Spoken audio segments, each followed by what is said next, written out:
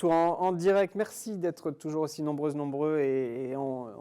je relaye un peu plus tard, avant 17h, vos questionnements. On y répondra, on essaiera d'y répondre. Deuxième, un nouveau regard croisé en 2023.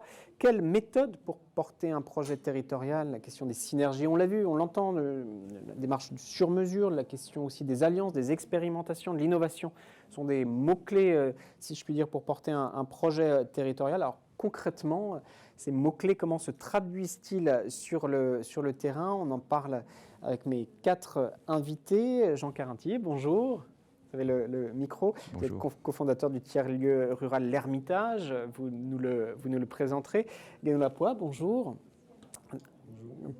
Copilote de la communauté Comet.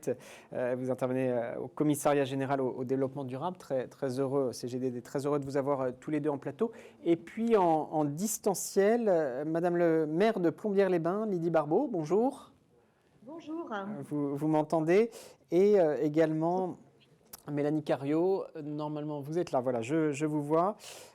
Vous êtes responsable d'études ville durable, socio-économie au CEREMA. Je vous propose de vous donner la parole en premier, Madame le maire, puisque je crois que vous avez un agenda très chargé. On a pris un petit peu de retard. Dans quelques minutes, vous devez aller rejoindre des élus locaux de votre territoire. Alors parlons de vos démarches à Plombières-les-Bains. Peut-être un mot de présentation rapide de votre commune. Je crois que c'est 1600 habitants. Il y a peut-être quelques slides qui vont apparaître. Et racontez-nous vos enjeux problématiques d'expertise, comment elles se posent dans votre territoire.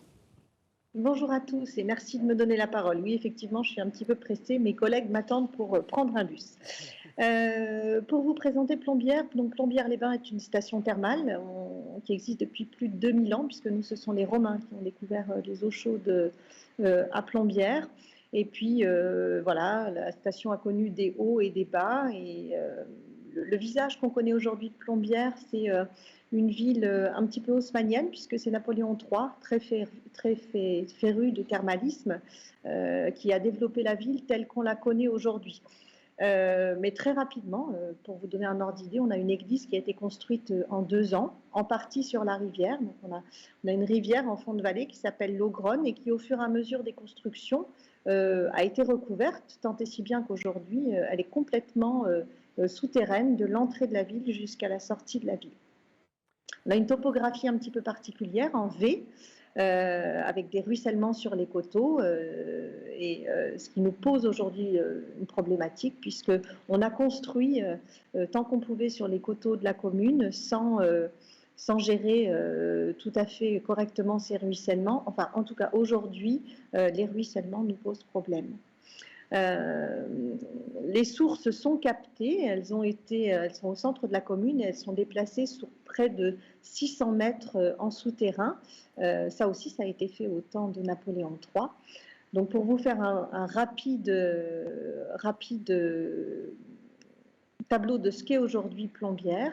Aujourd'hui, c'est une commune de 1600 habitants, alors qu'en 1968, on était à 2800 habitants. Vous voyez que la démographie dans les territoires ruraux du Grand Est est un petit peu en perte de vitesse. Qu'on a la possibilité, malgré tout, c'est une commune agréable, puisqu'on y scolarise les enfants de la petite section jusqu'à la fin de la 3e, qu'on a encore tous les commerces du quotidien, qu'on a un médecin, 4 infirmières, 2 kinés, une pharmacie. Donc on a une qualité de vie quand même relativement agréable, avec un programme culturel et touristique riche.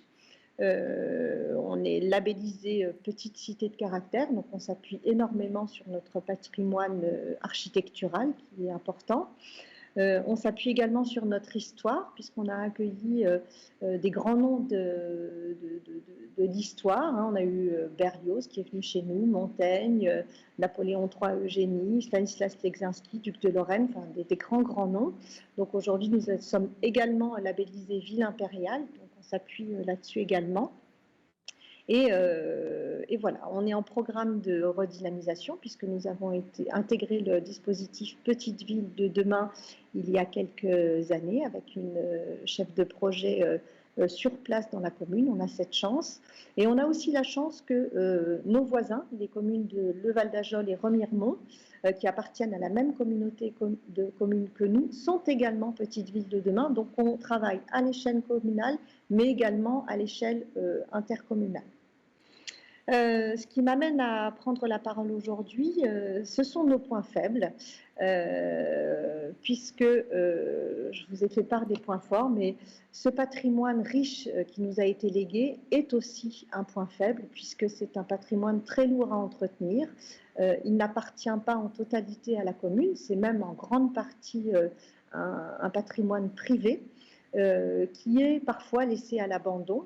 Depuis que je suis maire, donc depuis mars 2020, j'ai mis 4 procédures de biens en péril et 2 biens en état d'abandon manifeste. Donc on peut considérer que c'est un point faible. Ces ruissellements dont je vous ai parlé, qui régulièrement posent problème sur le bâti. Et puis un commerce qui est en mutation, puisque aujourd'hui, dans les petites communes comme la mienne, on ne peut plus s'appuyer sur les commerces traditionnels qu'on connaît, mais il faut inventer des choses. Par exemple, on a une brasseuse qui fabriquait de la bière dans la commune d'à côté, qui vient d'ouvrir un bar. Ça lui permet d'avoir 2 activités et de fonctionner, là-dessus. Voilà, il faut vraiment inventer des choses et trouver des concepts pour que les activités fonctionnent. L'équipe que je pilote est très impliquée au quotidien, avec une grosse implication aussi des habitants, enfin une sollicitation des habitants, puisqu'on a décidé de travailler en démocratie participative. Et voilà, ça donne une impulsion et une énergie importante.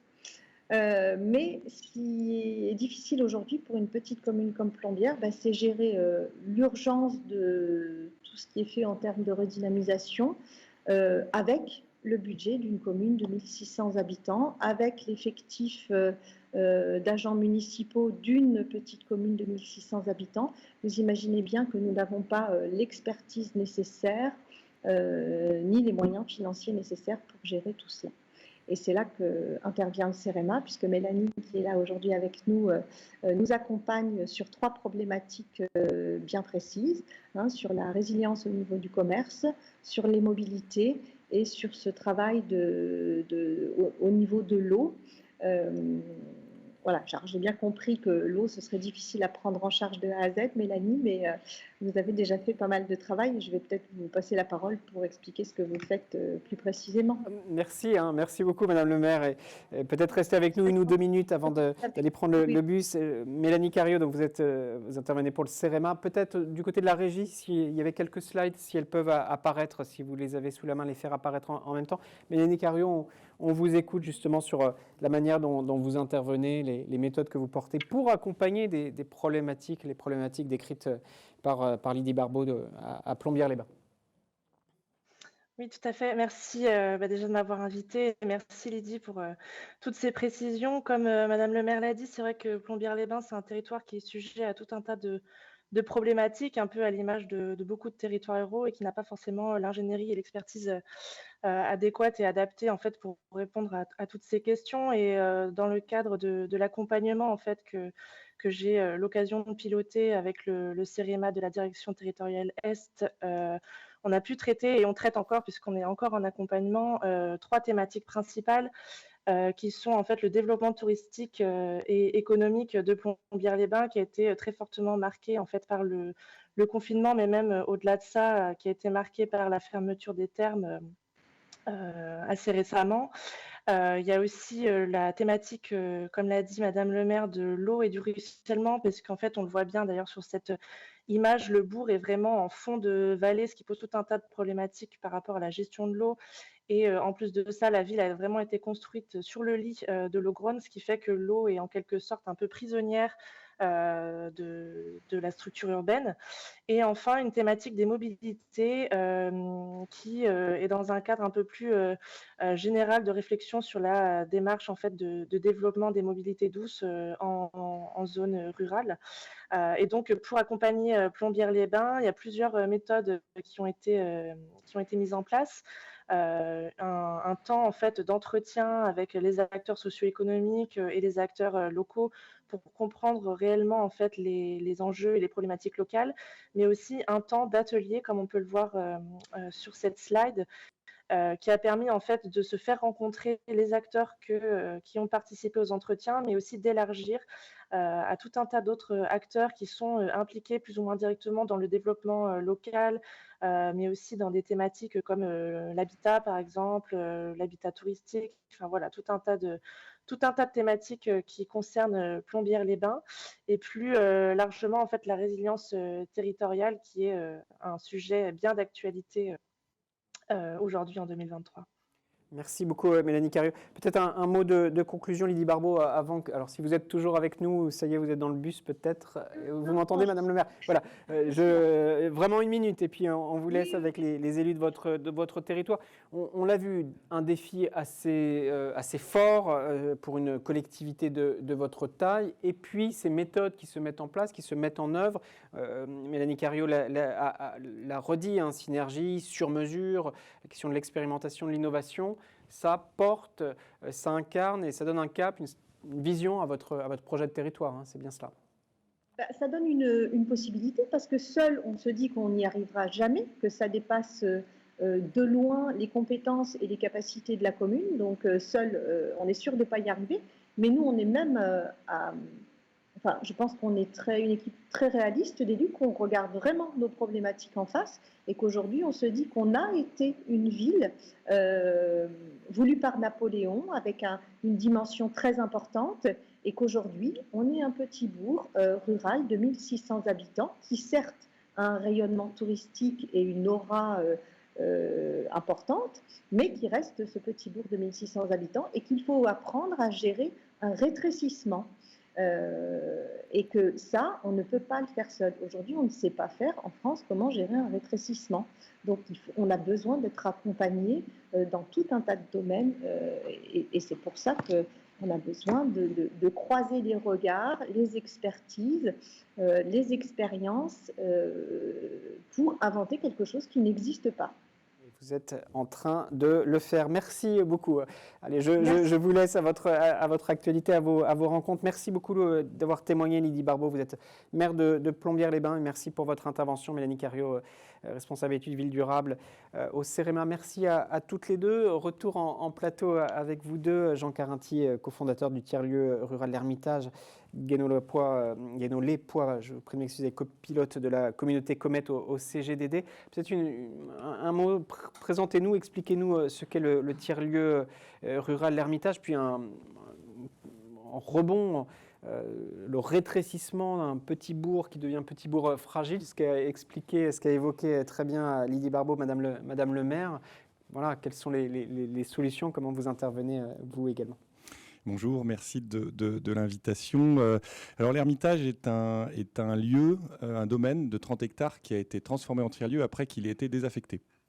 Donc je pourrais raconter l'histoire qui est quasiment séculaire de ce lieu qui a été construit juste après la Première Guerre mondiale, mais le temps nous manquerait. Napoléon, on parlait de la Première Guerre mondiale. Et pour faire un clin d'œil à Madame le maire, on n'a pas très loin une ville qui a des problématiques qui peuvent être semblables, qui s'appelle Pierrefonds, qui est une ville napoléonienne aussi. On est dans l'Oise, tout à fait. Pierrefonds, le château. Voilà, ce grand château très symbolique. L'Hermitage, donc c'est un domaine qui a été repris par une communauté de jeunes passionnés de transition et qui en ont fait tout simplement un outil au service des transitions dans le territoire. Mais c'est un petit village de 750 habitants dans lequel on n'a pas demandé à avoir un tiers-lieu. Donc il nous appartient aussi de trouver notre place dans un environnement dans lequel les questions du quotidien, les questions de transition sont extrêmement prégnantes aujourd'hui. Les derniers moments complexes de nos territoires et la question énergétique dernièrement. Et on sent bien que nos élus sont en tension et le tiers-lieu est autant une opportunité qu'un questionnement, puisqu'on est un peu dernière arrivée sur le territoire, et je parle aussi d'autres tiers-lieux en France, il y en a quand même beaucoup maintenant, presque 2000 je crois, et donc c'est un peu un cas d'école d'un tiers-lieu rural. Je fais un clin d'œil d'ailleurs, parce que pas très loin dans les Vosges, il y en a un autre qui nous ressemble un petit peu, qui s'appelle la Vigotte, Et on est un peu comme ça, un collectif de tiers-lieux ruraux qui portent des domaines et qui sont des endroits dans lesquels on peut vraiment agir au dernier kilomètre. Avec ces méthodes sur mesure, on appuie les atouts, les contraintes, les synergies. Ce sont des mots-clés, mais on va les marteler. Ils portent l'intervention d'expertise territoire. Merci beaucoup. Je me tourne vers vous, Guénolé Lespoix, copilote de, je l'évoquais, la communauté Comet, au commissariat général au développement durable. Merci d'être là, merci de témoigner. Alors, que porte cette communauté Comet? Comment vous la branchez aussi sur expertise territoire? Merci tout d'abord pour cette invitation. Alors effectivement, Comet, l'acronyme étant Communauté Écologie Territoire, est une communauté assez jeune, elle a presque ses 2 ans, et elle a vraiment pour ambition de faire partager les bonnes expériences territoriales, parce que tout à l'heure ça a été dit, la transition écologique, elle se fait bien évidemment à partir des territoires. Et donc, il y a des bonnes expériences, Madame la maire en a fait part tout à l'heure, il y a des bonnes expériences dans les territoires, mais qui ne sont pas nécessairement connues. Donc, l'idée, c'est de pouvoir échanger entre pairs, de valoriser les actions qui fonctionnent bien, et puis peut-être la spécificité qu'on a dans cette communauté Comet, qui compte maintenant plus de 2500 membres, dont une majorité de collectivités territoriales. Peut-être la spécificité, c'est que, comme elle est animée par le ministère de la Transition écologique et de la cohésion des territoires, eh bien, c'est de pouvoir mobiliser les experts du ministère qui portent l'ensemble des politiques publiques en matière de transition écologique, de mobiliser ces opérateurs, dont bien sûr en tout premier lieu le CEREMA, mais aussi l'OFB, la NCT, l'ADEME, etc. Et puis des experts techniques qui sont dans le réseau ministériel. Donc avec cette force, cette puissance, en fait, quelque part, on a la capacité à la fois de bien valoriser des bonnes expériences de transition écologique territoriale locale, donc qui utilisent l'ingénierie dont on a parlé tout au long de ce séminaire, et puis de mettre en relation avec des expertises assez pointues. Donc vraiment, je pense que c'est notre spécificité. Merci. On revient avec vous sur vos outils et vos méthodes. Je vous redonne la parole, Jean Carinti. Quels sont les projets concrètement que vous portez? En préparant notre échange par échange de mails, je vous avais dit, mais est-ce qu'il y a des freins, des difficultés que vous rencontrez, que les acteurs des territoires rencontrent, et comment on les dépasse justement avec ces actions de partage d'expérience, de synergie, un mot que j'utilise beaucoup depuis 15 heures?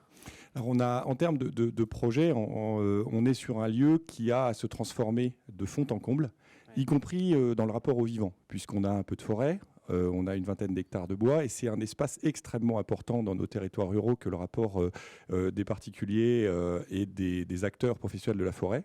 Donc c'est un lieu de médiation, la forêt. C'est une forêt qui est en danger, qui doit être projetée dans l'avenir. On a également une ferme de 2 hectares, qui est une micro-ferme maraîchère. Donc on touche à la question de l'alimentation, des circuits courts, à la transformation de la manière de se nourrir.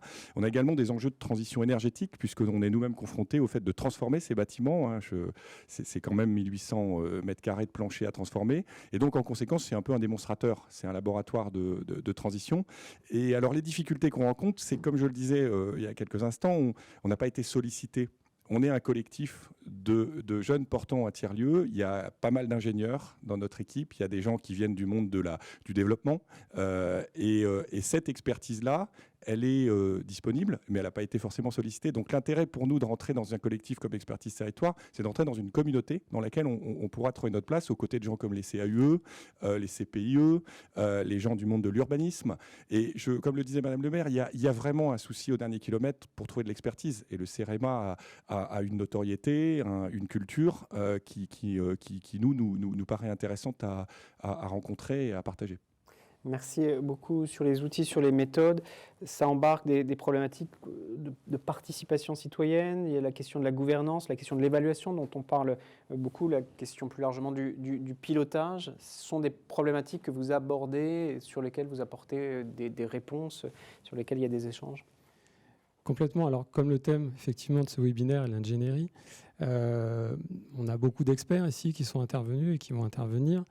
Donc là-dessus, on ne va rien apprendre à personne sur effectivement la nécessité de faire un diagnostic, de prioriser ses actions, de les évaluer. Mais finalement, peut-être un éclairage qui n'est pas encore apparu ou qui me semble intéressant en tout cas, c'est le rôle du tissu associatif. Et derrière, on a des citoyens aussi qui peuvent être représentés. Parce qu'avant tout, cette ingénierie territoriale, elle est bien au service d'un projet qui va apporter finalement c'est ça l'idée, un mieux-être dans la vie courante des citoyens, et qui mieux qu'eux, finalement, connaissent leur cadre de vie, portent des ambitions pour ce cadre de vie dans lequel voilà, ils y sont quotidiennement. Donc cet aspect participation citoyenne me semble vraiment crucial dans la définition du projet de territoire. Et derrière, pour faire valoir aussi, parce que tout le monde n'est pas spécialiste de tous les sujets, on a aussi tout un tissu associatif, que moi je qualifierais un petit peu d'ingénierie agile ou souple, parce qu'effectivement on a les experts métiers qui déroulent effectivement une expertise très pointue avec des outils, etc. Mais derrière, il y a aussi ce tissu associatif qui vient à la fois faire porte-voix des citoyens, mais aussi apporter une forme d'ingénierie en quelque sorte. Comet, par exemple, travaille avec la Fabrique des transitions, donc, et à partir de là, accompagne des territoires, notamment sur un sujet particulier, mais pas que, celui de la coopération des acteurs locaux.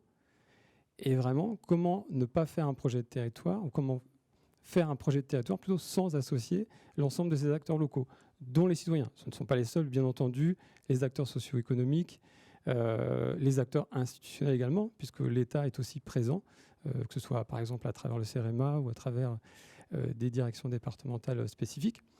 Mais voilà, c'est un point que je souhaitais soulever parce que finalement les autres aspects, ils sont évoqués et bien par les experts techniques qui sont ici aujourd'hui. Merci beaucoup. Peut-être un mot de conclusion. Alors, très, très frustrant, mais on a un programme très riche. On aura un dernier regard croisé avant de conclure très, très vite. Jean Carinti, justement, qu'est-ce que vous attendez? Là, on parle d'associer tous les acteurs pour faire territoire. Si je reprends vos mots en substance, sur les semaines, sur les mois à venir, quelles sont vos attentes pour continuer d'avancer dans cette démarche de réseau? Qu'est-ce qu'on attend? On est surtout, nous, en mouvement. Et notamment, vous évoquez la question de la société civile pour que la société civile prenne toute sa place, parce que la légitimité des actions collectives qui seront menées sur les territoires dépendra aussi beaucoup de la capacité à intégrer les acteurs civils dans des démarches collectives. Donc on est très sensible, notamment dans les projets d'énergie, on en parlait un petit peu tout à l'heure, à ce que les citoyens soient impliqués, mais qu'ils soient aussi intégrés. On sait que c'est complexe, et que le temps manque. Donc là, l'outil, c'est essentiel pour mettre autour de la table, en proximité, des gens qui n'ont pas forcément l'habitude de travailler ensemble du tout. Merci beaucoup. Je renvoie au tiers-lieu rural L'Ermitage, peut-être un site ou une plateforme. Oui, il y a un site, il y a des comptes sur les réseaux sociaux. On va essayer de le faire apparaître dans le chat. Merci beaucoup. On conclut avec vous. Alors, associer tout le monde, un outil, enfin les outils numériques, la plateforme, ce que vous mettez en place, finalement, c'est un accélérateur. Peut-être qu'il y a 5-10 ans, quand ces outils n'étaient pas aussi développés, on parlait avec Pascal Berthoud tout à l'heure de ces plateformes, certaines très, très différenciantes. Ça, c'est utile, c'est un appui concret. C'est un appui concret, coopération des acteurs. Maintenant, effectivement, Internet nous permet de coopérer de manière un peu plus virtuelle et c'est très bien parce qu'on change d'échelle. Et c'est pour ça que Comet s'est branché ce matin à Expertise Territoire. Donc on est ravis de pouvoir utiliser notamment le forum d'Expertise Territoire qui va permettre à nos 2500 membres de pouvoir dialoguer, échanger et bénéficier aussi de l'expertise qui émerge, qui fourmille dans Expertise Territoire. Donc en ça, c'est très complémentaire.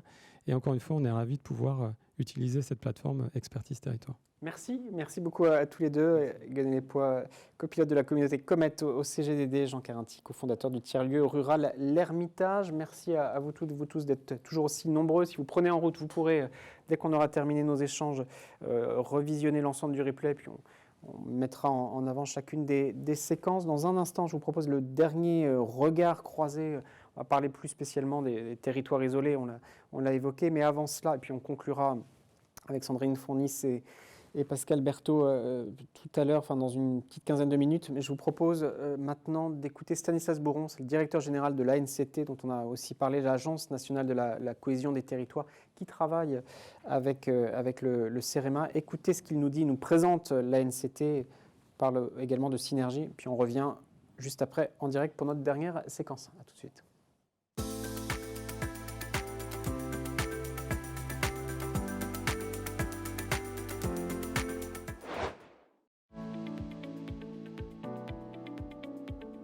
Bonjour à tous, je suis très heureux de participer en visio et à distance, en ce petit format, à cette rencontre des nouveaux défis d'expertise des territoires.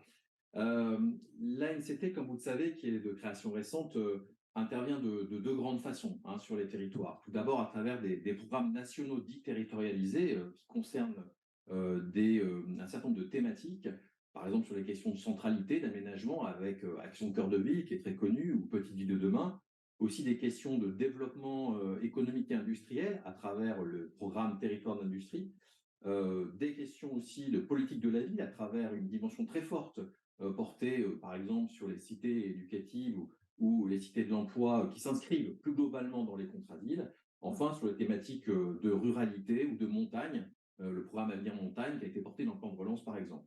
Je n'oublierai pas non plus un sujet extrêmement structurant pour le développement des territoires, qui est la question du numérique, puisque l'ANCT est à la manœuvre pour développer sur les zones d'initiative publique le programme très haut débit et pour porter le programme sur le déploiement du mobile, la 4G, sur l'ensemble du territoire national. Dans cette configuration, l'ANCT joue un rôle parfois maître d'ouvrage, très souvent d'ensemblier, à côté d'autres grands partenaires au niveau national qui s'inscrivent dans cette dynamique collective sur un programme qui est porté à travers la dynamique de l'agence, mais qui dépend aussi de l'engagement de chacun. La deuxième méthode d'intervention de l'agence, c'est ce qu'on appelle le sur-mesure. C'est la promesse initiale de la création de l'agence, c'est toute sa particularité. C'est l'idée que, malgré la présence de beaucoup d'acteurs, dont le CEREMA, que je salue aujourd'hui, mais aussi l'ADEME, l'ANRU qui intervient, l'ANA sur les territoires et la Banque des territoires qui est présente sur énormément de nos thématiques, il existe encore des zones où la réponse n'est pas identifiée, n'est pas trouvée par les acteurs locaux. Et c'est là où nous trouvons tout notre sens, à travers notre rôle aussi de porteur au niveau local via le préfet, de l'identification des difficultés pour porter les projets, avec une enveloppe d'ingénierie dite sur mesure qui peut être déployée pour ces projets et déployée auprès notamment des plus petites communes qui n'ont pas l'accès sinon à un dispositif d'ingénierie soit local, soit national. C'est une promesse majeure qu'on essaie de déployer aujourd'hui au-delà de l'ingénierie de projet vers d'autres formes d'outils, comme par exemple sur le numérique, à travers la mise à disposition en liberté d'usage d'outils du numérique du quotidien pour les petites collectivités. Voilà donc les méthodes, les deux grandes méthodes d'action de l'agence aujourd'hui.